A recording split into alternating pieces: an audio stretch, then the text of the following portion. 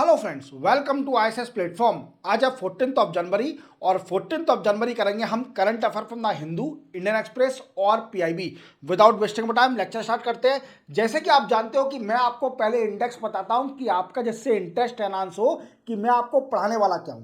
देखो, सबसे पहले हम पढ़ेंगे पार्वती, काली सिंध, चंबल और ईस्टर्न राजस्थान केरल प्रोजेक्ट के बारे में। और इसमें राजस्थान का कितना एरिया सबमर्ज हो रहा है और कितने डिस्ट्रिक्टों को इसका बेनिफिट मिलेगा और कौन कौन से बेनिफिट है जो मिलने वाले हैं, ये भी आपको क्लियर करूंगा।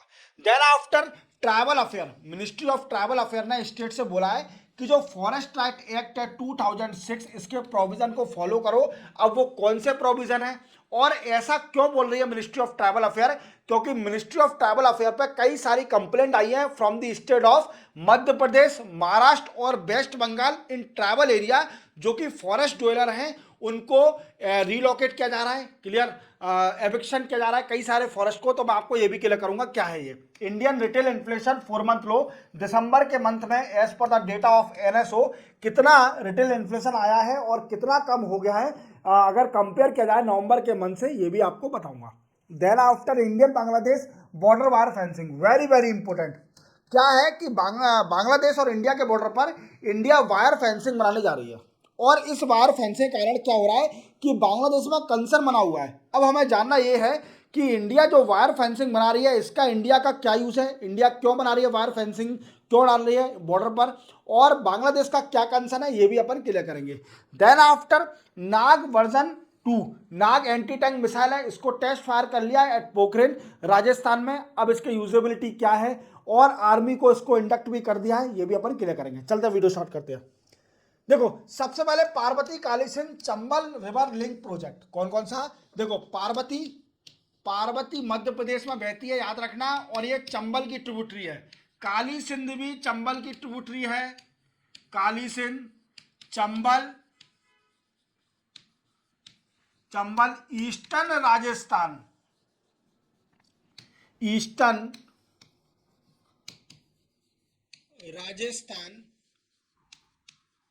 कैनल प्रोजेक्ट, क्लियर, याद रखना। Parvati Kali Sindh Chambal eastern Rajasthan canal project, ये प्रोजेक्ट प्रपोज हो चुका है और इवन इसका एग्रीमेंट भी साइन होगा। भी मैंने प्रीवियस लेक्चर में बताया था कि राजस्थान और मध्य प्रदेश ने भी एक एग्रीमेंट साइन कर लिया, दोनों सीएम ने, इस प्रोजेक्ट को सरफेस पर लाने के लिए। बट अभी ये कंसर्न क्यों बना हुआ है दोस्तों? क्योंकि इसमें एक नेशनल पार्क है जिसका नाम है रदमबोर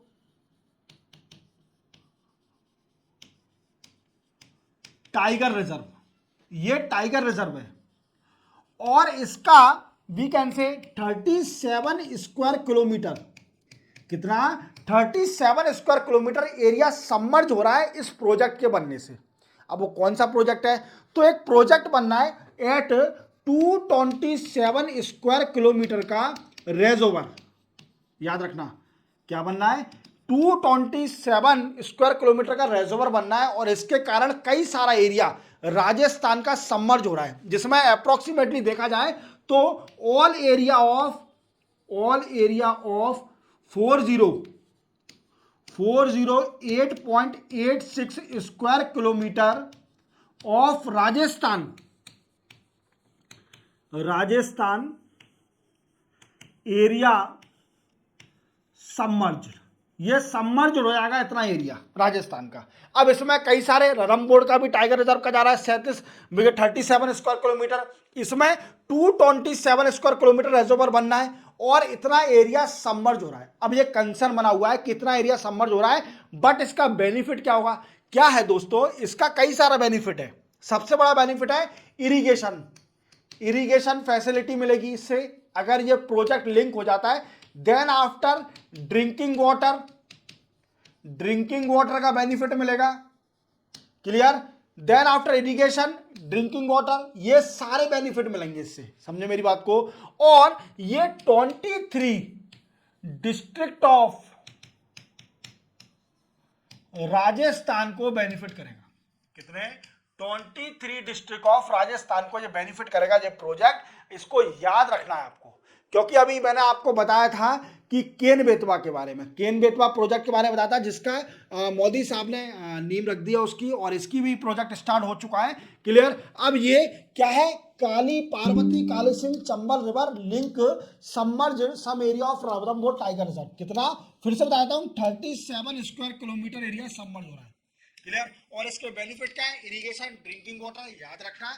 और वेरी वेरी इंपॉर्टेंट क्वेश्चन है, और इसको हमें हमेशा याद रखना है, क्योंकि ये प्रोजेक्ट आ सकता है आपके लिए, इंपॉर्टेंट क्वेश्चन है। और रिवर लिंकिंग प्रोजेक्ट, ये जितने भी रिवर लिंकिंग प्रोजेक्ट है ये सारे इंपॉर्टेंट हैं आपके क्वेश्चन मेंस के लिए। और आप इसके बेनिफिट, इवन इसके प्रोजेक्ट के बारे में, एरिया कितना सबमर्ज हो रहा है, कितने ट्राइबल और कितने फॉरेस्ट को वी कैन से डिस्ट्रॉय करा जाएगा, डिफोरेस्टेशन करा जाएगा, that is the more important. Clear, याद रखना। चलते अपन आगे, वेरी सिंपल था। Ministry of tribal affair asked state to comply forest right act. देखो क्या है कि फॉरेस्ट राइट एक्ट आया था, फॉरेस्ट राइट एक्ट 2006 में। इसमें क्या था कि जो कई सारे लोग बाग, we can say tribal population,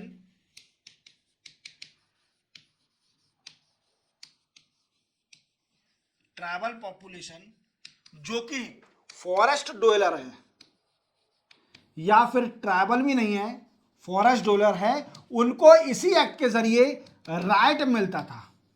क्या है, लीगल राइट मिलता था, legal right of their land, legal right of land.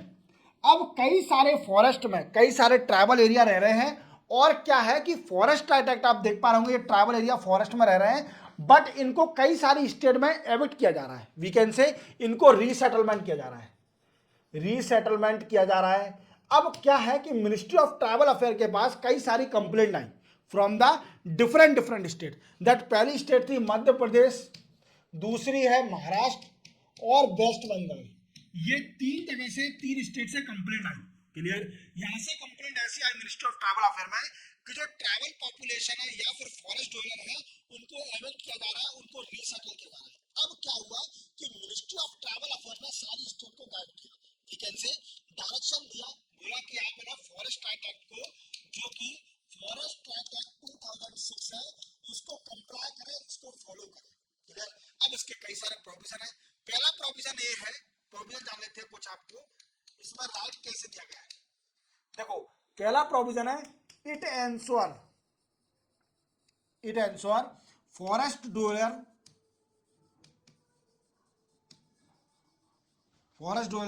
Right of land, land का राइट मिलेगा। क्लियर। नो फॉरेस्ट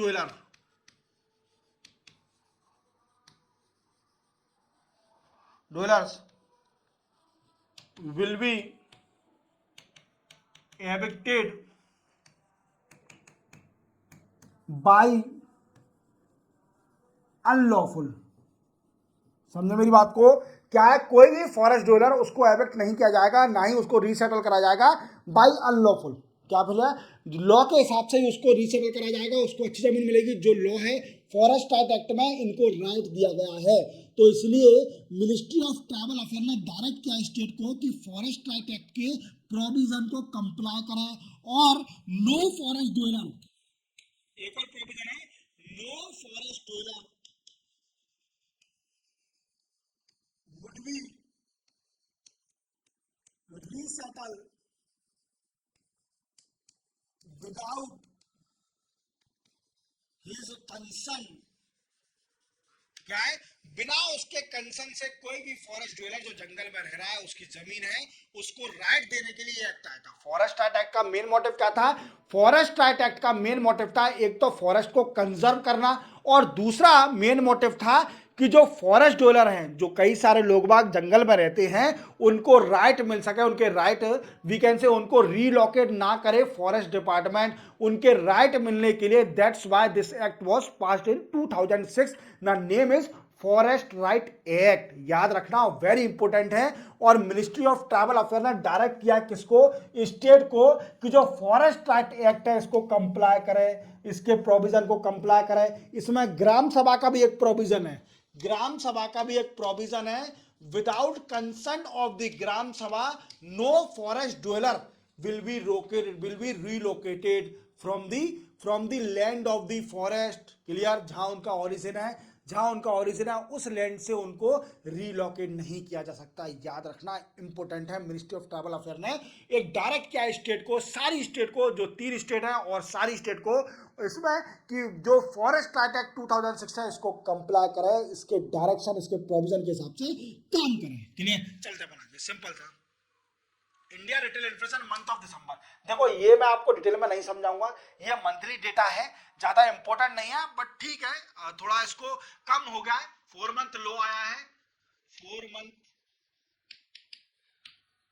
लो कितना, देखो अभी दिसंबर का मंथ का देखा जाए, एनएसओ का डेटा आ चुका है, क्लियर। एनएसओ के डेटा के हिसाब से जो दिसंबर का रिटेल इन्फ्लेशन है, दिसंबर कौन सा, 2024, रिटेल इन्फ्लेशन ओनली 5.22%, कितना है, 5.22%। और देखा जाए तो नवंबर के मंथ में था सिर्फ ओनली 5.5%। तो देखो कम तो हुआ है, डेफिनेटली दिसंबर में कम हुआ है रिटेल इन्फ्लेशन। अब क्वेश्चन बनता है कि सर रिटेल इन्फ्लेशन कम हुआ है क्यों, फैक्टर क्या है इसके, इसके फैक्टर हैं, एक सबसे बड़ा फैक्टर है इसका दोस्तों, याद रखना कि फूड इन्फ्लेशन कम हो गया है। क्या हो गया है, फूड इन्फ्लेशन कम हो गया है। फूड इन्फ्लेशन हो गया कितना, 8.04%। और कितना था पहले था, ये दिसंबर के मंथ का है, और नवंबर के मंथ में फूड इन्फ्लेशन था 9.4%। तो मार्जिनल डिफरेंस है सिर्फ ओनली, फूड इन्फ्लेशन कम होने के कारण रिटेल इन्फ्लेशन भी कम आया है as per the NSO data in the month of December. Clear, compare किया जाए मार्जिन सा डिफरेंस आया है। बट क्वेश्चन ये बनता है कि जो मॉनेटरी पॉलिसी कमेटी है, मॉनेटरी पॉलिसी कमेटी और दी आरबीआई डिसाइडेड, आरबीआई ने क्या डिसाइड करके रखा है कि जो एडजस्टेबल है, वी कैन से सीपीआई कितना बोला है, 4% plus minus 2, 4% plus minus 2, clear, इतना बोला है, क्लियर। अब रिटेल इन्फ्लेशन इतना कम हुआ है तो क्या मॉनेटरी पॉलिसी कमेटी में रेपो रेट कम होने की पॉसिबिलिटी है, वो डिसाइड करेगी आरबीआई गवर्नर, कौन, संजय मल्होत्रा जी, कौन, संजय मल्होत्रा जी, जो कि 26 आरबीआई के गवर्नर बने हैं। याद रखना, ये क्वेश्चन मैं आपको कई बार बताता हूं, रिपीट करता हूं, क्योंकि आरबीआई गवर्नर एक इंपॉर्टेंट क्वेश्चन है, क्लियर। तो याद रखना, रिटेल इन्फ्लेशन सिंपल है, डेटा है, याद रखना कम हो गया है। नेक्स्ट है India Bangladesh border wire fencing, very very important, very very important. याद रखना इस क्वेश्चन को, हमें इसको याद रखना है। बॉर्डर फेंसिंग क्या है कि इंडिया, ऐसे देख पा रहे होंगे बॉर्डर फेंसिंग, ये वायर फेंसिंग लगाने जा रही है इंडिया, कहां पर, इंडिया बांग्लादेश के बॉर्डर पर वायर फेंसिंग लगाने जा रही है एट 5 लोकेशन पर वायर फेंसिंग लगाने जा रही है, क्योंकि इंडिया का कहना है कि हमें कंट्रोल करना है क्रिमिनल एक्टिविटी को, जो कि ट्रांसनेशनल क्रिमिनल एक्टिविटीज, स्मगलिंग,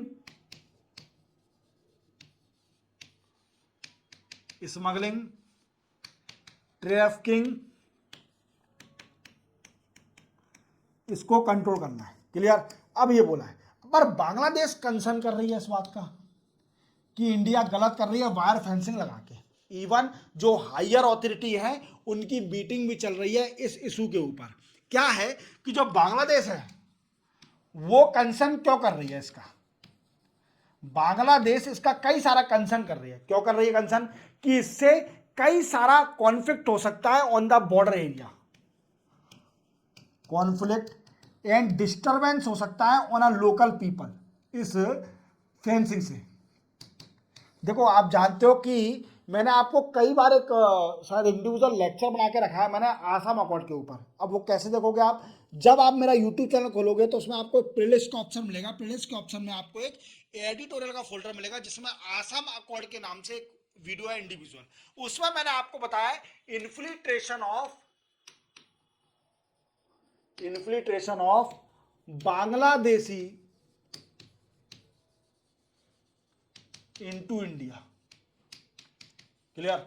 और इसका कई सारा प्रोटेस्ट भी हुआ था आसाम के अंदर, मैंने पूरा डिटेल में समझाया, आप देख लो क्लियर, जिसके कारण 1985 या 86 में आसाम अकॉर्ड भी साइन हुआ between government of India and the protester, जो प्रोटेस्ट कर रहे थे, जो ऑर्गेनाइजेशन थी वहाँ की, जो प्रोटेस्ट कर रही थी कि जो बांग्लादेशी कई सारे आसाम में सेटल हो गए, उनको वीकेंड से द्वारा इनको बांग्लादेश भेजा जाए, इनको वीकेंड से इनको फिर से डिप्लॉय करा जाए। क्लियर, तो क्या है डिपार्ट करने की पॉसिबिलिटी, तो इसलिए इसको रोकने के लिए इन्फिल्ट्रेशन, जो इलीगल इन्फिल्ट्रेशन हो रहा है बांग्लादेश, इसको रोकने के लिए इंडिया ने वायर फेंसिंग करने का डिसीजन लिया है 5 लोकेशन पर बांग्लादेश इसका क्यों इशू उठा रही है? बांग्लादेश कह रही है कि इससे लोकल पीपल में डिस्टर्बेंस और कॉन्फ्लिक्ट कंडीशन क्रिएट हो सकती है, इंडिया ऐसा नहीं कर सकती, बट इंडिया तो करेगी, इंडिया ने डिसाइड कर लिया है तो इंडिया को तो करना है। क्लियर, तो चलते अपन आगे, समझ सिंपल न्यूज थी। देखो नाग वर्जन सेकंड, क्या है नाग वर्जन सेकंड? देखो नाग वर्जन सेकंड ये एंटी टैंक मिसाइल है। क्या है? Anti tank missile. Clear, anti tank missile, और इसको बोलते हैं गाइडेड